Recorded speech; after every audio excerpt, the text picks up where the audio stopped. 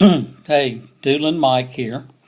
Today I wanted to talk to you about drawing implements and coloring implements. I do a lot of doodling, a lot of drawing, and a lot of coloring. And one thing, I might as well tell you, I'm a Virgo. And if you know anything about Virgos, we're kind of anal about certain things, and we like things to be a certain way. And I'm really particular about my drawing implements. When I first started drawing, and I kind of got into drawing because of my brother. My brother's a heck of an artist.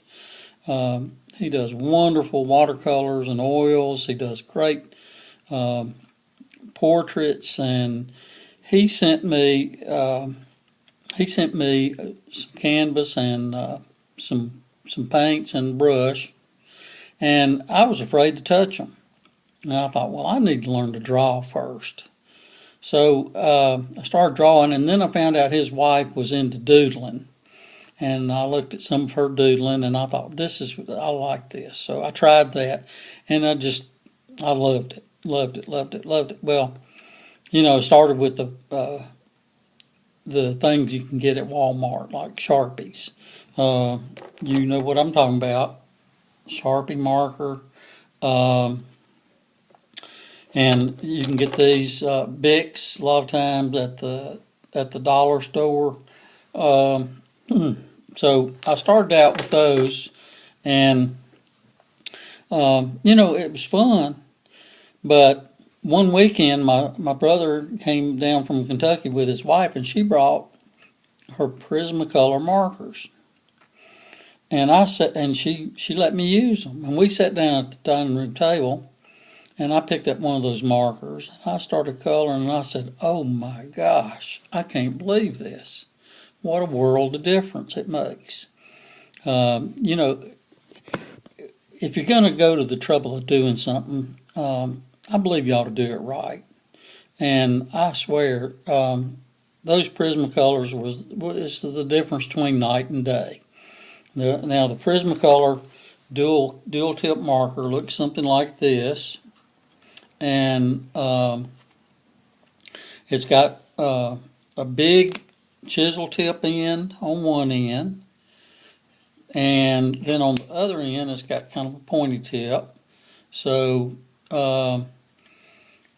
you got two different methods of coloring with these things, and I probably use the pointy tip the most, but they're both good. And you can, with the chisel tip, you can do pretty fine work with this, just using the point of that tip. So anyway, and then after I got using that, I thought, well, they're kind of expensive. If you go to Hobby Lobby, a Prismacolor is going to run you $6 a piece, which is ridiculous. Or if you go to Michael's or you go to any retail outlet, you're going to pay $5.50, $6, a little over $6 a piece for these things, even if you buy a set of them. And so I got to looking online, and Amazon.com is, I think, probably the best source to get those. Amazon.com, you can get a set of 24 or 48 or even bigger for around $2 and a quarter each, $2.20, something like that, to $3 per marker, which is a lot more reasonable. Still high, but it's more reasonable. And you can go to Dick Blick, and you can pick your colors. Instead of getting sets, you can just pick what colors you want, and you can get them for around $3, a little less, $3 a piece. So anyway, I really like the Prismacolor, and I got to reading, and there's a lot of people that like Copic markers, and a Copic marker looks like this, and I bought a small set of these just to try them out. I bought them online from Amazon, and they're made in Japan, I believe. and they are expensive. You're going to pay, $6 a piece for these things, even getting them online. And they're a nice marker. I like them, but I swear I don't think they're worth the difference in the price. They say you can change out the tip on these. You can buy tips, and you can buy refill. You can buy refill ink to put in them. But this Prismacolor, I guess I'll color every day for 2 months before I use up one of these things. But anyway. The Copic marker the has a brush tip on one end, if you can see it there, and it's kind of flexible. And then on the other end, it has a chisel tip, and the chisel tip is quite a bit smaller than the Prismacolor. But a tip's a tip, and I can't tell a whole lot of difference in the work you can do with this as opposed to the Prismacolor. I've read some reviews that say the Copic blends a little better, so maybe it does. And I know they've got a wider range of colors, but I would recommend starting out with the Prismacolor, and it's going to make a world of difference in your coloring, and because the colors are so vibrant, and they've got a good selection. I don't know, I can't remember how many different colors Prismacolor has, a couple hundred, I think, and I know Copic has quite a bit more. So now, as far as the watercolor, I've tried these watercolor Artist Loft watercolor, and they have a brush tip on one end and then a small tip on the other, and they're okay.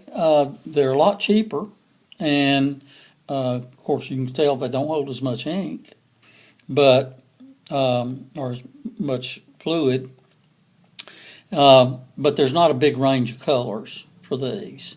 All I've ever seen is a pack of like 12 or 14, I think, something like that. So